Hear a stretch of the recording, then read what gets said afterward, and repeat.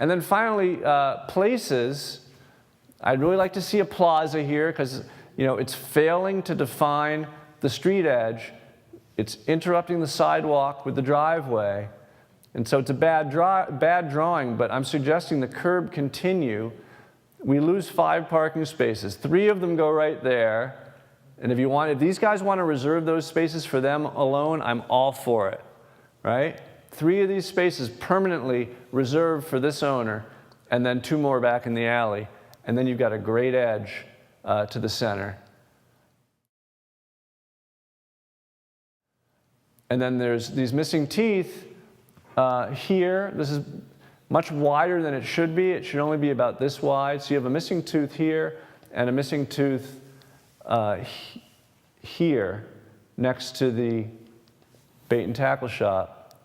1, 2. So I'm saying these are the most important private properties to develop in Newaygo right now. There are no other private properties that are as important as these 2 for completing the feeling along your main street. And it'd be great if they had housing above shops, but they could even be just, butler buildings like the tackle shop, but they have a nice front, right? Nice front and a shed behind is perfectly fine. And then you're growing, and I was encouraged to hear what I suspected, which is that people want to live here. They can't live here. You've got an area that's growing with multifamily, and you have the makings of a new walkable neighborhood in what's now called the Industrial Park? District Park? The Industrial Park. But that's only going to happen if A, you stop calling it the Industrial Park, and B, you change your codes. Because we saw what the codes require. This is where the daycare center is going. And it's requiring a 50-foot setback. Look, there's no sidewalks. Here, there's sidewalks on only one side of the street. There's no street trees at all because your standard doesn't require them. And there's big blocks. Remember we talked about block size. The blocks are huge.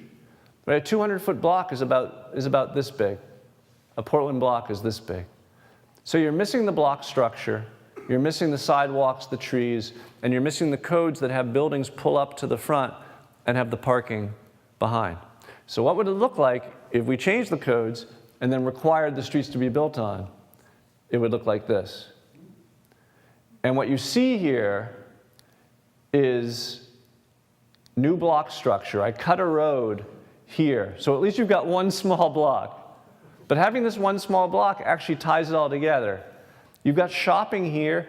Yes, this is a strip shopping lot with the parking in front. Someday it would be great to have like a main street here with shops on both sides and all the parking down here instead. But that's a long-term play. The short-term play is to say, this is a reason to live here, attainable housing, workplace, daycare coming. Here I've redesigned the daycare with the parking on the side instead of in front.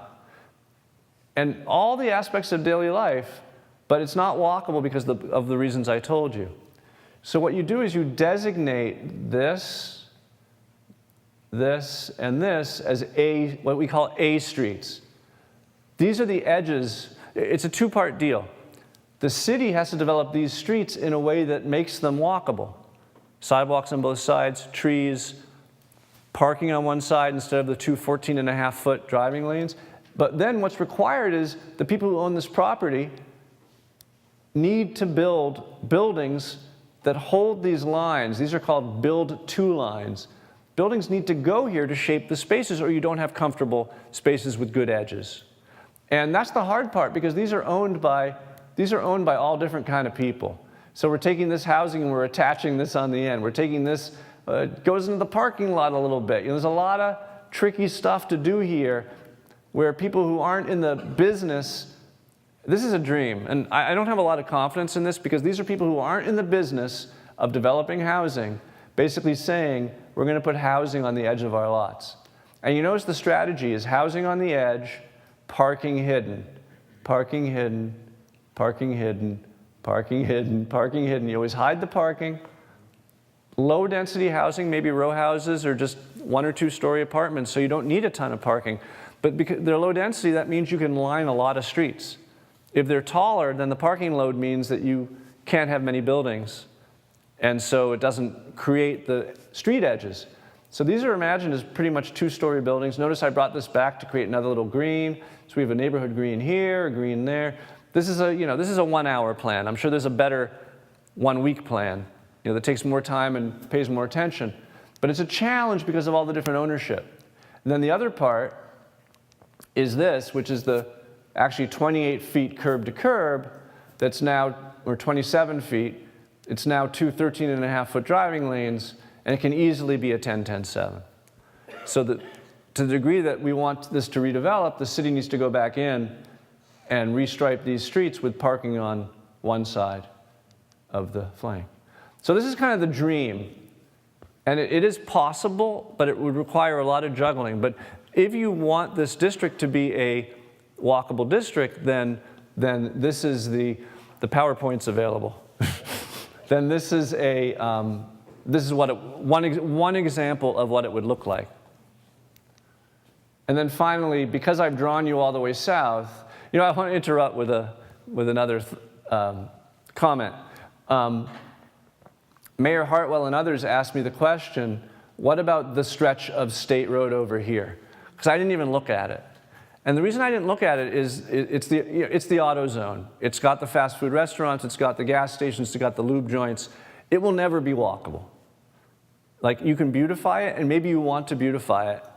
Maybe you want to put in a median and trees and other things to make it prettier, but that will change the looks of the town. It won't change the quality of life of the town, because no one's still going to walk there because it's not really useful or comfortable or interesting or safe.